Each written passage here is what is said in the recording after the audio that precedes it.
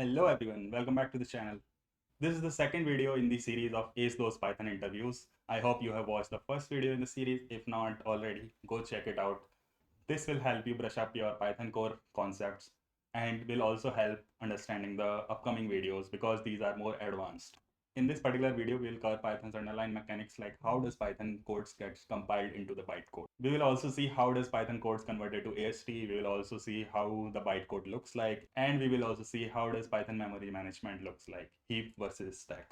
This video is perfect for someone who knows programming or just want to learn the Python programming or is preparing for the interviews in Python specifically. The agenda is going to be related with the Python memory model, Python execution, and disassembling bytecode. We'll also look into the topics like GIL, Global Interpreter Lock, and we'll also explore the possibility of disabling GIL, which was introduced in Python 3.13. So now let's dive into how Python executes the code. So there are three major things that happen. First, Python prepares a AST of the code, then it converts the AST to bytecode, and then CPython virtual machine runs the bytecode. So Python first parses your code into AST and then compiles into the bytecode, a set of low-level instructions that can run on the Python virtual machine. How does your AST looks like? We can explore the AST of a Python code using AST module. We'll import this AST module, and let's say my code is a equals to 1 plus 2. Now when I parsed AST of this particular code, I can print and see what is happening here. So once I see this particular a equals to 1 plus 2 is get translated into this AST saying module, which has a body that target a name a with the value on binary operators. On the left of this binary operators has the constant value 1 and it is doing add for the 2. So this is how the AST looks like for this particular a equals to 1 plus 2 source code. Now let's take a look at the memory management in Python. So Python stores simple variable like x on the stack, but objects like list live on the heap. Lists are mutable, so change inside a function affect them too. For example, if I define a demo function saying x equals to 10, we know x is immutable. But if we define a list saying y equals to 1, 2, 3, we can modify this particular list because it is mutable. So in terms of memory, how these variables are getting stored. On the stack, we'll have x and y referencing to particular heap space where 1, 2, 3 is actually stored. So when we modify the y, the x also gets modified because they both are referencing to the same heap memory. So now let's dive deeper into how you can disassemble your code into bytecode. So we'll use a module called dis. So we'll utilize a function add which takes two arguments a and b and returns the a plus b, simple addition method. Using dis.dis, we can get the disassembled machine code. So we will run this code and see the bytecode. So you can see we see load fast AB, we see binary operation 0, and we see return value. So this is how this particular add method gets translated into the bytecode. Now let's modify this function a little bit and see what's the output of the new bytecode. Yeah.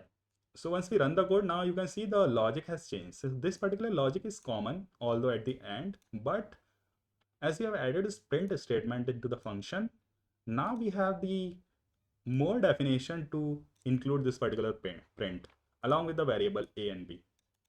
So this is the concept you should know for if you are interviewing for the advanced level Python. We have just seen the example of this, how we can disassemble the bytecode. We can use the module dis, and then dis.dis method is there to print out that entire bytecode for you. Now the next interesting topic is GIL, Global Interpreter Lock. GIL is a mutex lock that ensures only one thread runs bytecode at a time, even if you have a multi-core CPU. This is important. So GIL prevents running multiple threads even though you have the multi-core CPU. GIL does make the thread safe, but it limits the concurrency of the CPU bound task. So for example, we are creating 4 threads out of this particular task method, which is nothing but iterating through 1 lakh of numbers, and then we are just launching all the threads and joining those threads. So although we are running this particular task using 4 threads, at the core CPU level, these are the single threaded task. So at one time, only one thread will be running. Due to the context switch, you may feel that these are the 4 tasks running in parallel, but it's not the true parallelism. Next topic is no GIL. Yes, you heard it right. You can disable the GIL in experimental build. So Python released this particular experimental build in 3.13, which is to support disabling the global interpreter lock, GIL. You can disable it. So this is the page that mentions Python experimental support for free threading. Starting with 3.13 release, CPython has experimental support for building Python called free threading, where GIL is disabled. So there are steps for the installation.